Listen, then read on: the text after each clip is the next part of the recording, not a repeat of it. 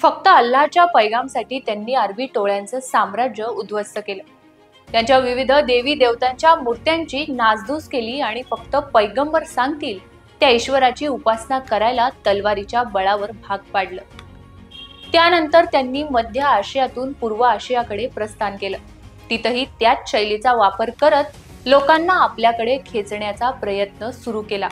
पण भारतीय संस्कृतीची आणि सत्य सनातन शाश्वत अशा हिंदू धर्माची पाळंमुळंच एवढी खोलवर रुजली होती की अनेकांनी बलिदान दिलं पण हिंदू धर्म सोडला नाही।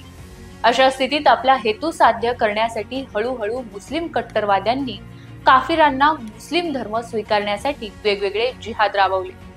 त्यात लँड जिहाद, लव्ह जिहाद, डिजिटल लव्ह जिहाद आणि आता अजून नवीन एक प्रकार समोर आला तो म्हणजे गेम जिहाद। नेमका काय आहे हा प्रकार? चला जाणून घेऊया।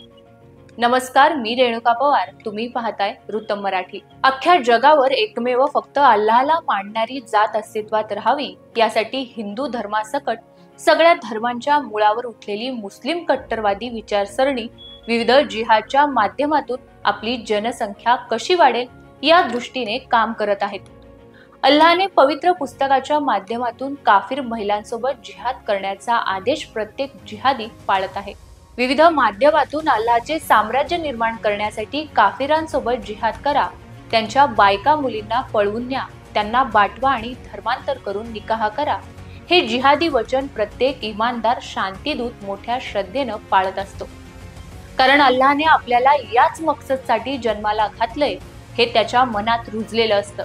अल्लाहच्या सल्तनतीसाठी आणि जिहादसाठी तो कोणत्याही थराला जायला तयार असतो। कारण जिहाद हाच अल्लाहचा अंतिम पैगाम आहे हे त्यांच्या मनावर काझी साहेबांनी पक्क बिंबवलेलं असतं।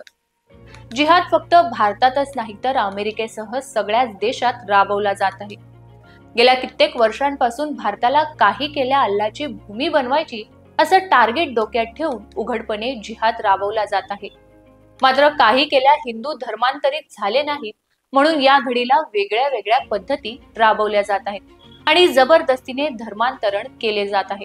त्यातूनच अनेक प्रकार समोर आले। त्यातीलच एक जिहाद म्हणजे लव्ह जिहाद। लव्ह जिहाद मध्ये हिंदू मुलींना टार्गेट करून त्यांना प्रेमाच्या जाळ्यात ओढून त्यांना इस्लाम स्वीकारण्यास भाग पाडलं जातं। याच लव्ह जिहादच्या माध्यमातून कित्येक निष्पाप मुली कधी फ्रीज मध्ये तर कधी सूटकेस मध्ये सापडल्या आहेत। गेल्या काही वर्षांपासून लव्ह जिहाद मध्ये मोठ्या प्रमाणात वाढ झाली आहे। हिंदू मुलींना वेगवेगळ्या प्रकारे फसवलं जात आहे। अशातच आणखी एक नवीन प्रकार समोर येत आहे तो म्हणजे गेमिंग जिहाद। गेमिंग जिहाद हा लव्ह जिहादचा अपडेटेड म्हणजेच पुढचा प्रकार आहे। कारण सध्या इंटरनेटच्या उपलब्धतेमुळे ऑनलाईन किंवा आभासी जगताचा वावर वाढला आहे। त्यातून फसवणूक करणाऱ्या अनेक विकृतीचे सॉफ्ट टार्गेट ठरल्या त्या महिला। कारण सध्या महिलांवरील अत्याचाराच्या घटनांमध्ये ऑनलाईन चॅटिंग आणि गेमिंग ॲपचा वापर वाढल्याचा धक्कादायक प्रकार समोर येतोय। त्यातही विशेष करून लव्ह जिहादसाठी ऑनलाईन ॲपचा वापर होत असून यात हिंदू युवतींना तर टार्गेट केलंच जात आहे। फक्त हिंदू मुलीच नाही तर जगभरातील महिलांना टार्गेट केलं जातंय। ऑनलाईन ॲपचा वापर करून एका युवतीवर अत्याचार केल्याची घटना मालेगाव इथं घडली आहे। लव्ह जिहादची वाढलेली व्याप्ती आणि ऑनलाईन माध्यमांचा वापर पाहता महिलांनी अधिक सजग राहण्याची गरज तज्ज्ञांनी व्यक्त केली आहे।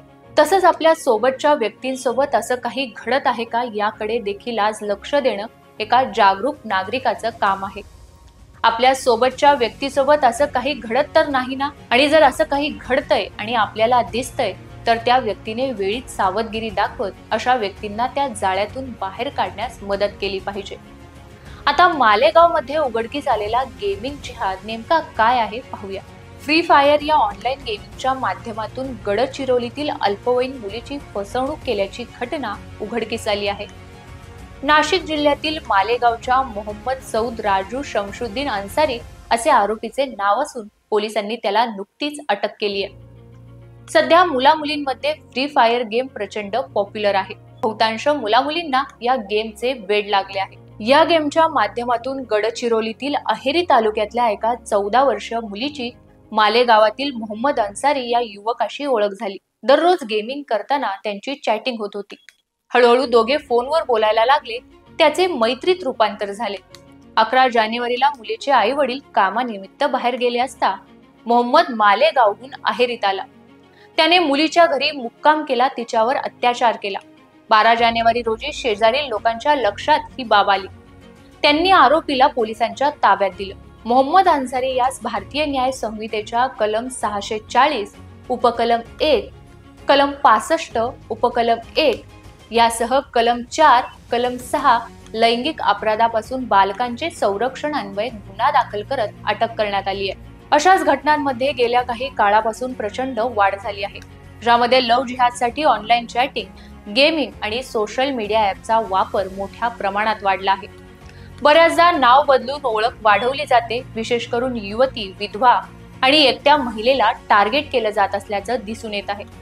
कारण विधवा वा एकटी महिला कुणाचा तरी आधार शोधत असते आणि नुकत्याच वयात येणाऱ्या युवती नैसर्गिक बदलांमुळे मित्रमंडळींवर जास्त विसंबून राहायला लागते. त्याचाच फायदा कुणीतरी जिहादी शांतिदूत घेतो आणि फसवणूक करतो.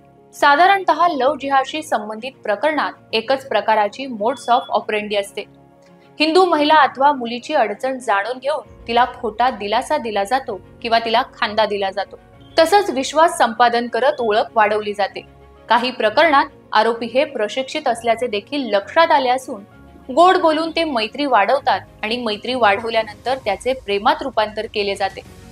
बहुतेक सर्वच घटनांमध्ये मुलींवर लैंगिक अत्याचार झाल्याचे समोर आले आहे, तर काही घटनांमध्ये आर्थिक फसवणूक झाल्याचे पोलीस तपासात उघड झाले आहे. गेम जिहादसाठी वापरला जाणारा फ्री फायर गेम नेमका काय आहे जाणून घेऊया. फ्री फायर गेम हा प्रसिद्ध गेम पबजी सारखी ऑनलाईन टीम करून खेळली जाणारी मोबाईल गेम आहे, ज्यामध्ये सहभागी खेळाडू टीम बनवू शकतात. याद्वारे चॅटिंग आणि व्हॉइस कॉल सहज शक्य आहे आणि यातूनच हिंदू मुलींना टार्गेट करून लव्ह जिहादच्या घटना घडवून आणल्या जात आहेत. तर ही होती लव्ह जिहादच्या अपडेटेड प्रकरणाची स्टोरी. या प्रकरणाबाबत तुम्हाला काय वाटतं? या घटना थांबवण्यासाठी काय केलं पाहिजे? तसंच विविध प्रकारे चालवला जाणारा जिहाद संपवण्यासाठी काय करण्याची गरज आहे हे आम्हाला कमेंट करून नक्की सांगा आणि पाहत राहा वृत्तम मराठी.